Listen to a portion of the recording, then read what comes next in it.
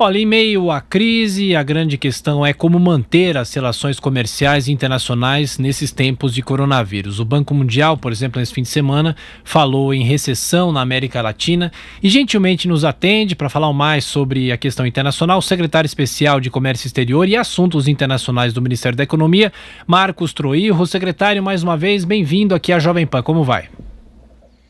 Bom dia, Tiago. Estou muito bem.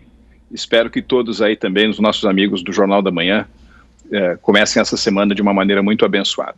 Obrigado por nos atender. Secretário, de que maneira é possível enfrentar? Porque as relações bilaterais, as relações comerciais simplesmente são interrompidas, mas não dá para interromper tudo. De que maneira é possível sobreviver nesse período que gera muita incerteza, não se sabe até quando os países estarão literalmente paralisados, não é, secretário?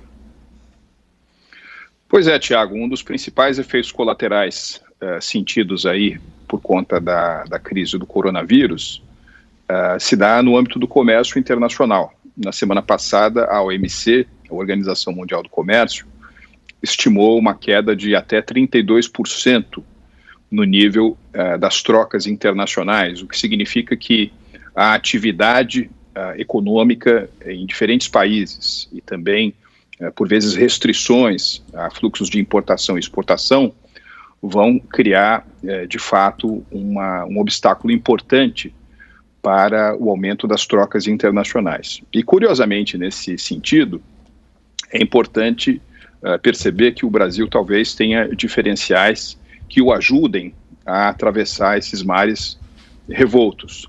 Porque se nós fizermos uma análise das exportações brasileiras do dia 1º de janeiro deste ano, até esse final de semana, né, dia 10, dia 11, nós vamos perceber que, de fato, as importações encontram-se numa tendência de queda. Isso é natural pela própria diminuição da atividade econômica. As empresas brasileiras acabam importando menos do resto do mundo. Agora, por outro lado, as nossas exportações, sobretudo no que diz respeito a exportações de alimentos, tem crescido de uma maneira significativa. E isso acaba se refletindo até na maneira pela qual se dão os destinos das nossas exportações.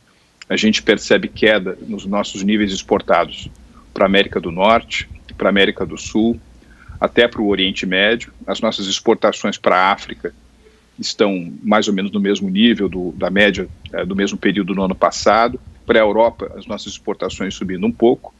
E nossas exportações subindo bastante para o Sudeste Asiático, que é uma região densamente povoada e em relação à qual o Brasil tem uma economia bastante complementar, de modo que as nossas exportações desse complexo agroalimentar podem nos ajudar bastante na obtenção de superávites comerciais que serão importantes, no final das contas, para o nosso balanço de pagamentos. Secretário, a pergunta agora de Rodrigo Constantino, que está nos Estados Unidos. Constantino. Bom dia, secretário. O Banco Mundial reconheceu o Brasil aí como exemplo número 1 em relação a medidas de reação ao coronavírus nessa sua área. Inclusive, parabéns por isso, né? Houve aí uma hiperatividade, uma redução de inúmeras tarifas para produtos que o Brasil precisa nessa hora. A pergunta que eu lhe faço é o seguinte: o que fica depois dessa crise, né, que exige essas medidas pontuais, o que fica em relação a uma agenda de mudança mais estrutural que esse governo tinha de abertura comercial? O que podemos esperar daqui para frente quando acabar o pior com o Covid-19? Bom dia, Rodrigo. De fato, a política comercial do presidente Bolsonaro, no que diz respeito ao enfrentamento dessa crise do coronavírus, foi objeto de uma menção muito destacada num documento do Banco Mundial lançado há alguns dias, porque nós já reduzimos a zero, por meio da Câmara de Comércio Exterior, cerca de 170 produtos e insumos relacionados ao combate à enfermidade. Nós aumentamos a velocidade do nosso desembaraço nas aduanas, nas alfândegas. Nós estamos facilitando o comércio e no momento em que vários países criam restrições às trocas internacionais, nós estamos aumentando a possibilidade de oferta desses bens, sobretudo para o mercado interno brasileiro. Veja, Rodrigo, nós já vínhamos caminhando muito fortemente num desses 5 pontos da agenda econômica do ministro Paulo Guedes, do presidente Bolsonaro, que, por um lado, alguns chamam de abertura comercial, eu gosto mais de chamar de inserção comercial internacional, porque às vezes a abertura pode dar um pouco a ideia de uma passividade, né, que você simplesmente abre o seu mercado para os outros e não consegue nada em troca. Nós negociamos nesses primeiros 15 meses de governo o acordo Mercosul-União Europeia, que é o maior acordo comercial da história do capitalismo. Nós fizemos um acordo com a área de livre comércio europeia, que reúne alguns países muito ricos, como é o caso da Suíça e da Noruega, e que no seu conjunto representa um produto interno bruto maior do que o produto interno bruto do México ou da Indonésia. Nós formalizamos e avançamos bastante no nosso processo de entrada na OCDE. Você sabe, Rodrigo, que no futuro, mesmo agora, a questão dos padrões, né, os padrões governamentais, os padrões de respeito à propriedade intelectual, são barreiras tão importantes quanto o que foi no passado o mundo das tarifas e das cotas. E mesmo nessa questão de tarifas, por meio do regime de ex-tarifário, né, que é uma ferramenta, né, que o governo pode lançar mão, o governo Bolsonaro já baixou mais de 4.000 tarifas de bens de capital, de bens de tecnologias da informação. Então nós temos um compromisso com a abertura comercial que é bastante firme. Não há paralelo na história recente do Brasil de um país que tenha feito tantos movimentos em relação à maior integração da economia do Brasil com a economia mundial. E às vezes essa nossa direção pode parecer questionada hoje pela conjuntura, né? Porque muita gente comenta de um aumento do protecionismo, de aumento às restrições ao comércio internacional, mas a história mostra, particularmente a história desses últimos 60, 70 anos, que aqueles países mais abertos ao comércio internacional, tanto do ponto de vista da importação quanto da exportação, tiveram um desempenho muito melhor do ponto de vista da geração de riqueza para a sua população do que aqueles que permaneceram fechados. Agora, por outro lado, em algumas conjunturas, como a conjuntura atual, é verdade que se você estiver menos vinculado às chamadas cadeias globais de valor e você tem um menor percentual do seu produto interno bruto relacionado às exportações e importações, você está menos sujeito a essas oscilações internacionais, sobretudo se você leva em consideração que um país, como é o caso do Brasil, tem como uma das suas principais características, né, a competitividade no setor agroalimentar. Mas nós não estamos abrindo mão da nossa agenda de inserção internacional. O ministro Paulo Guedes tem conceitualizado de uma maneira bastante clara o que são medidas emergenciais e o que é a nossa agenda de reformas estruturais, de inserção do Brasil no mundo, e nada disso está afetado. Secretário, pergunta agora de Paulo Matias, secretário Marcos Trujillo, participando aqui da programação da Jovem Pan. Paulo. Secretário, bom dia. A pergunta é sobre a relação Brasil e China, né? Nós estamos vendo alguns movimentos no mundo, o Japão retirando as suas fábricas da China, a Europa criando legislação para impedir que a China compre as empresas europeias, a gente está aguardando o posicionamento dos Estados Unidos. Eu queria entender do senhor qual que é a visão do Brasil sobre essa relação Brasil e China, né? Pós-coronavírus, ela se mantém da mesma maneira como era antes ou nós teremos algumas mudanças? Bom, Paulo, uma grande questão que se coloca no momento como atual é que a questão se o coronavírus, nessa crise internacional, ela muda de uma maneira radical tendências que já se observavam antes do aparecimento dessa enfermidade, ou, pelo contrário, se as tendências são acentuadas, né?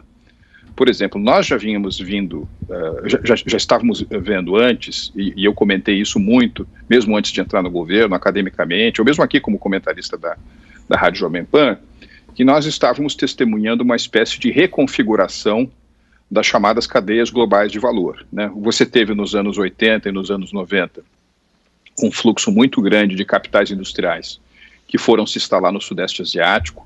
Nos anos 2000 isso ganhou mais força ainda, né, quando a partir de 2001 a China se tornou membro da Organização Mundial do Comércio. A China de fato se tornou uma espécie de fábrica do mundo. Agora, Paulo, como você sabe, a China não é mais um país necessariamente de baixo custo, né? Se você pegar, por exemplo, um setor de industrial de menor valor agregado, por exemplo, derivados básicos de plástico, o custo entre produzir na China ou produzir, por exemplo, nos Estados Unidos, do ponto de vista da remuneração do fator trabalho, é apenas de 5%. Então havia já uma tendência bastante forte de migração de parques industriais de bens de menor valor agregado da China para sua vizinhança geoeconômica, fábricas indo para o Paquistão, para a Malásia, para o Vietnã, para Mianmar e sobretudo para a Índia. E um dos efeitos mais interessantes dessa migração é o fato de que nos últimos 4 anos a Índia cresceu percentualmente mais do que a China. Em relação a nós, em relação ao Brasil, a China é o nosso principal cliente comercial, né? Hoje nós vendemos mais para a China do que para os Estados Unidos e a Argentina juntos.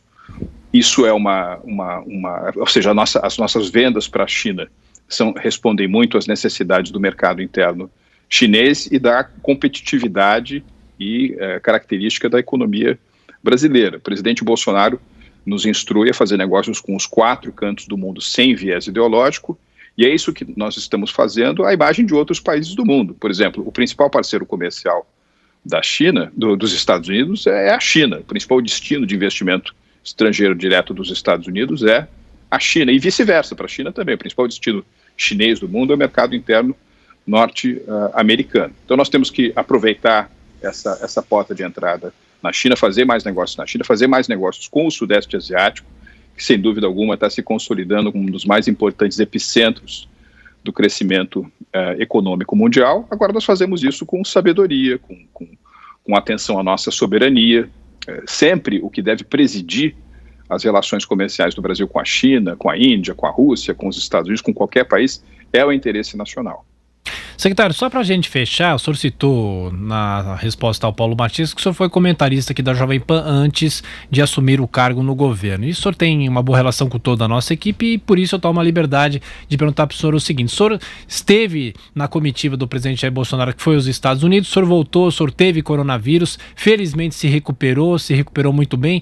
Qual que é o depoimento que o senhor deixa? Qual que foi a sensação da recuperação? O senhor se recuperou rápido? O que o senhor podia dizer para os nossos ouvintes e espectadores em relação a isso? Bom, em primeiro lugar, Tiago, que aquela visita do presidente Bolsonaro aos Estados Unidos foi uma visita de grande sucesso, né, junto à comunidade empresarial da Flórida, junto a interlocutores importantes, trazendo investimento para o nosso país. Depois eu tive a oportunidade também de seguir para Washington, juntamente com o ministro das Relações Exteriores, Ernesto Araújo. Tivemos conversações comerciais, ou seja, nós estamos correndo na nossa relação com os Estados Unidos atrás do tempo perdido. Nós ficamos muito tempo gastando, né, a nossa energia, o nosso capital político, em vez de fazer negócios com aquela que ainda é e será durante bastante tempo a maior economia do mundo. Então, a viagem foi muito exitosa. E eu voltei de lá com o coronavírus. Eu observei o período de quarentena durante 14 dias. Durante esses 14 dias, eu não tive maiores sintomas, uma certa sensação de cansaço, a garganta arranhou um pouco, mas consegui superar isso. Depois testei negativamente, e mesmo durante todo esse período, trabalhando de uma maneira muito forte aí para oferecer a minha contribuição a esse momento de grande provação. Perfeito. Secretário Marcos Troillo, secretário especial de Comércio Exterior e Assuntos Internacionais do Ministério da Economia. Mais uma vez, muito obrigado pela atenção, pela gentileza e bom trabalho. Boa semana. Obrigado, Tiago. Bom dia a todos.